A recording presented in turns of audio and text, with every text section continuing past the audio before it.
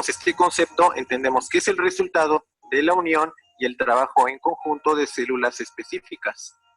De estos existen 4 tipos fundamentales: tejido epitelial, tejido conectivo, tejido nervioso y tejido muscular, de los cuales hablaremos el día de hoy. Primero, debemos entender el porqué de esta clasificación. Esta clasificación es debido a la estructura de las células, su origen y en otros casos su actividad fisiológica. Recuerda que no todas nuestras células son iguales y por consiguiente no todos los tejidos son iguales. Y ahorita verán por qué.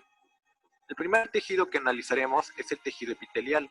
Este se encuentra formado por una o varias capas de células epiteliales unidas entre sí. El lugar en donde encontramos este tejido es en las superficies y cavidades corporales. Las funciones del tejido epitelial son muy variadas, pero entre ellas tenemos la protección, absorción, secreción, filtración y difusión. Profundizando un poco más, en protección se encarga de proteger los distintos órganos de las acciones químicas y físicas. Ejemplos de estas estructuras son la piel y el epitelio que revisten los órganos internos.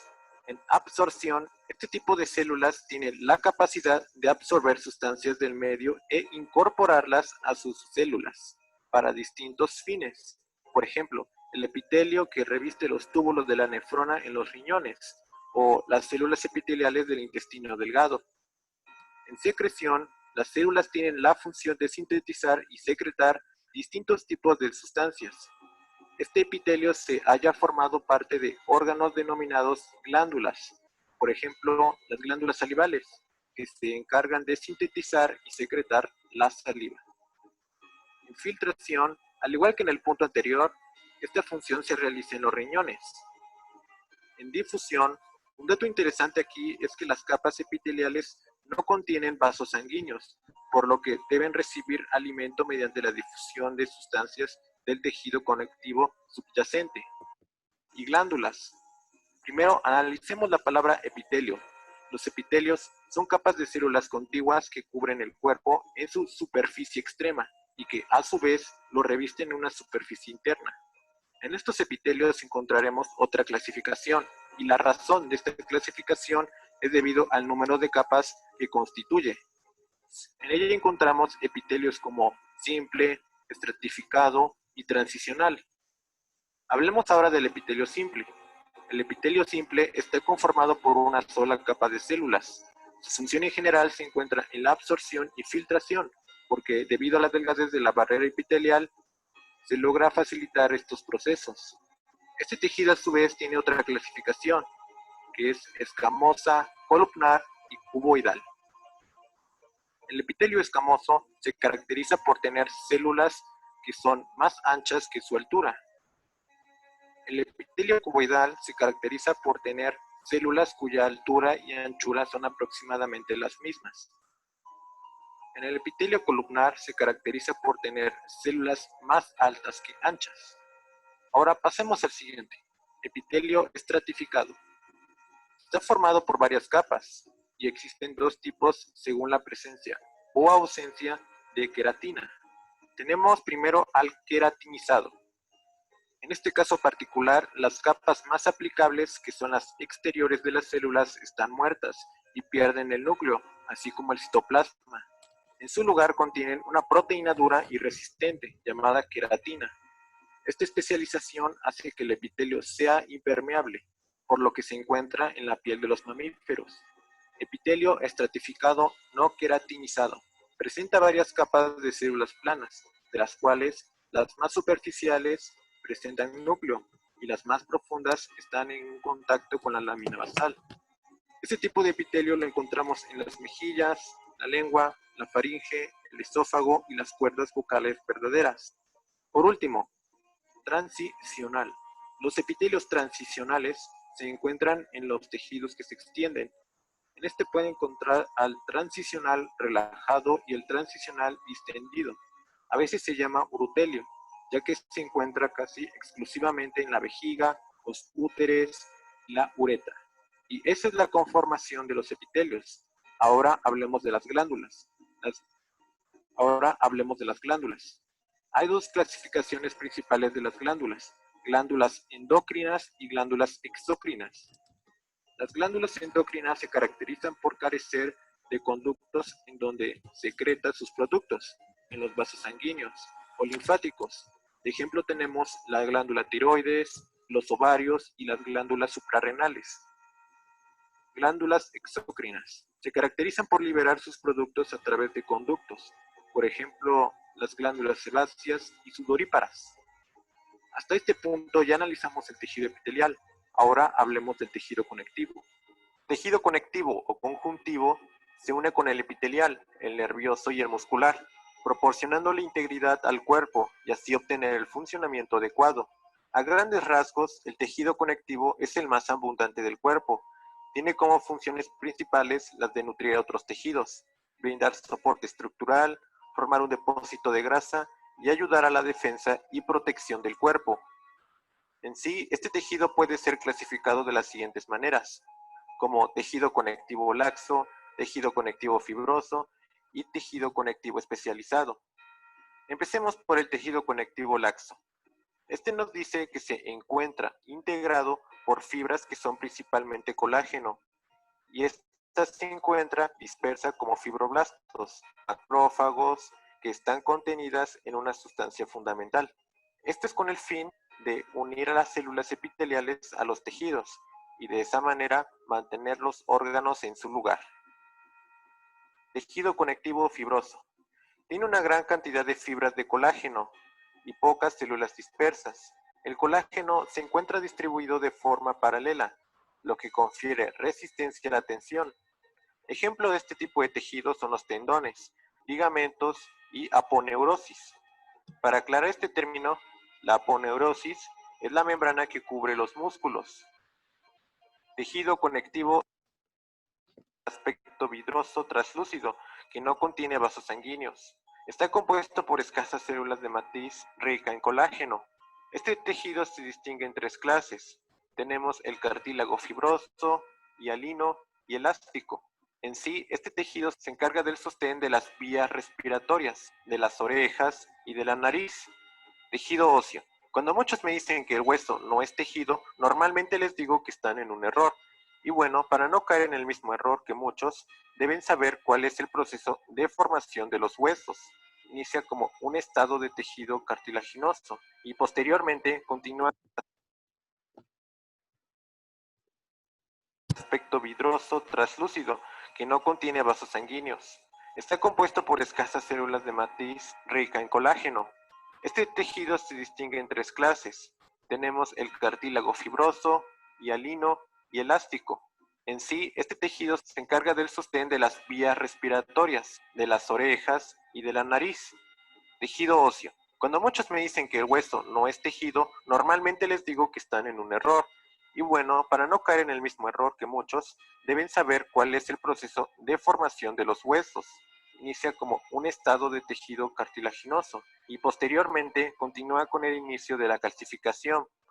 Después, sigue la penetración de los vasos sanguíneos hasta que poco a poco se logre obtener un hueso largo, como por ejemplo la tibia, y que al final alcance su desarrollo. Sangre. Así es, aunque muchos no lo crean, la sangre forma parte del tejido conectivo.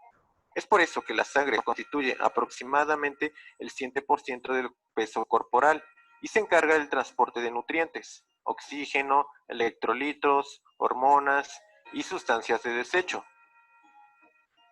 Tejido muscular. Sabemos que el 40% del cuerpo humano está formado por músculos y su característica fundamental reside en la capacidad de concentración, permitiendo el proceso de liberación de fuerza útil. Por ello, el organismo ha diferenciado unas células que contienen numerosas fibras, cuyo número depende de la fuerza que puede desarrollar una célula muscular. De estos se dividen en tres tipos importantes: músculo esquelético, músculo cardíaco y músculo liso. En el músculo esquelético, sabemos que este tejido se encuentra insertado en los huesos y posibilita el movimiento. Su característica principal es realizar contracciones voluntarias, como lo puedes estar observando en esta imagen. Al mismo tiempo, observarás que está formado por fibras musculares que contienen bandas oscuras, y claramente alternadas, lo que provoca que le dé un aspecto estriado. Músculo cardíaco. También es un músculo estriado, pero a diferencia del anterior, su movimiento es involuntario y se encuentra en lugares muy específicos. Entre ellos está el corazón y en algunas porciones próximas a las venas pulmonares. Músculo liso. Este es diferente a los demás y se caracteriza por ser involuntario y sin estrías. También constituye las paredes de varios aparatos, como el aparato digestivo y urinario. Para finalizar tenemos el tejido nervioso. El tejido nervioso es el más organizado del cuerpo humano, y esto se debe a que permite iniciar, controlar y coordinar la capacidad del cuerpo para adaptarse. La estructura que compone al tejido nervioso son las neuronas, y las neuronas están especializadas en la conducción de información eléctrica, gracias a las variaciones en el sostén electroquímico que se produce en la membrana plasmática. De esto desprende las prolongaciones llamadas dendritas, que están especializadas para recibir información de otras células, misma que es conducida a través del axón. En cuanto a la clasificación del tejido nervioso, tenemos al sistema nervioso central, el cual se clasifica en materia gris y materia blanca. También tenemos el sistema nervioso periférico, que son los nervios que están compuestos por axones mielinizados y no mielinizados, por células de Schwann rodeados por tejido conectivo. Muy bien, y con esto ya estaríamos finalizando la conformación de todos los tejidos del cuerpo humano. Pregunta, ¿es el tipo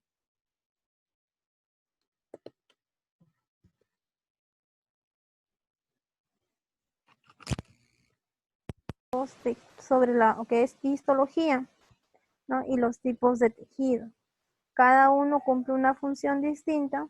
Volvemos a repetir, la histología es la ciencia que se encarga del estudio de los tejidos y las células que se forman, se conforman para poder realizar una función según el tejido que corresponde, ¿no? Y hemos observado también que todos los tejidos no son iguales, son distintos. La actividad que van a trabajar ustedes, a ver, ¿hasta ahí habrá alguna pregunta, chicos? No, profesora, por mi parte no. ¿No? ¿Qué han entendido de la clase?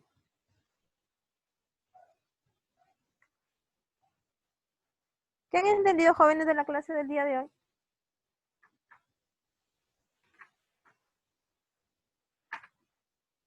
Hola, ¿me escuchan?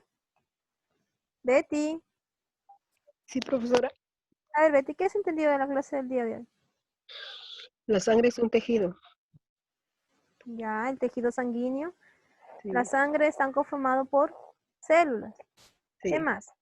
A ver, ¿qué más he entendido? A ver, hay un tejido que se encarga de revestir y recubrir órganos, huecos y glándulas. ¿Cómo se llama ese tejido? Para todos. Ese es el primer tejido que hemos visto.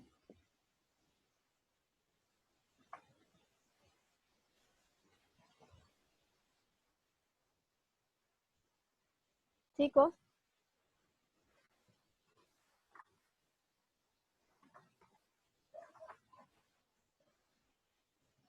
El tejido que se encarga de recubrimiento y revestimiento es un tejido que se encuentra tapizando los órganos, huecos y las glándulas. ¿Cuál es el nombre de ese tejido?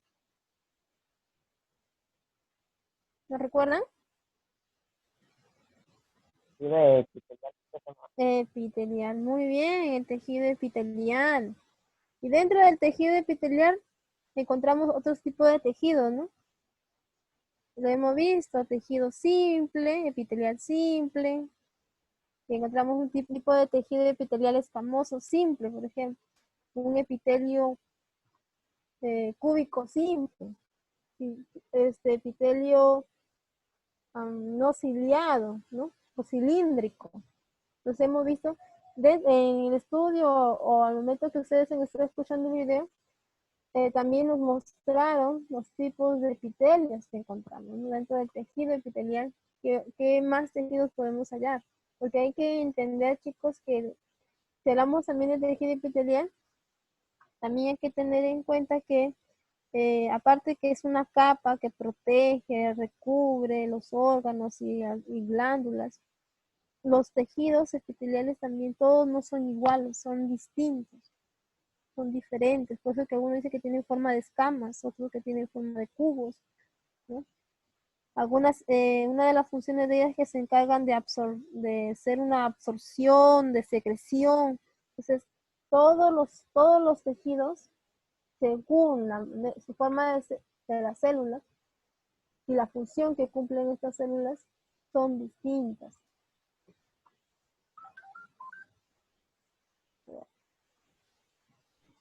Y hemos visto el tejido, a ver, el más organizado, nos decía de un tejido que era más organizado que todos. Es el último tejido que hemos visto. ¿Cómo se llama?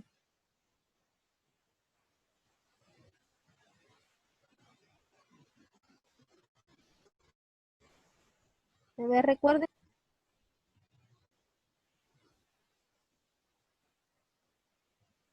Incluso ahí localizamos el sistema nervioso. La función de ese tejido, chicos, es de responder a diversos tipos de estímulos. ¿Cuál es ese tejido? Estamos hablando de impulsos, localizado en el sistema nervioso. ¿Cuál es el tejido? ¿El tejido? A ver, Frank, ¿cuál es el tejido? Ah, ¿estás allí, Frank?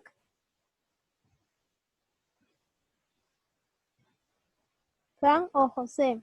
Frank, José o Betty. ¿Cuál de los tres me dice el nombre de ese tejido? Les digo algo más. Ese tejido consta de las neuronas y la neuroglia. Ahí encontramos ese tejido. ¿Cómo se llama ese tejido? Lo hemos visto hace un momento.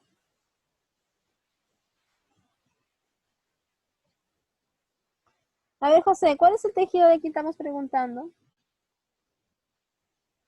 Sí. Ustedes me dijeron que no tenían preguntas, que se han entendido. Ahora díganme qué tejido me estoy refiriendo.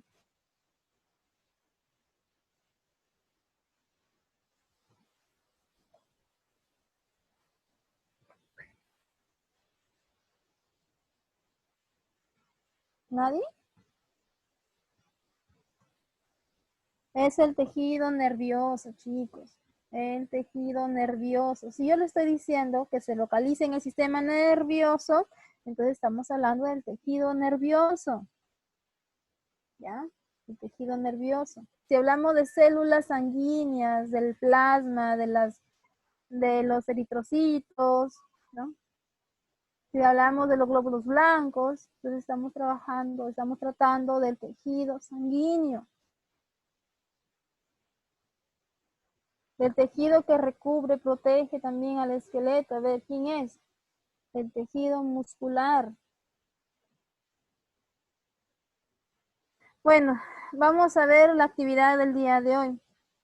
Van a enviar esta actividad al grupo de WhatsApp, van a realizar un organizador del tema desarrollado y van a completar el siguiente cuadro.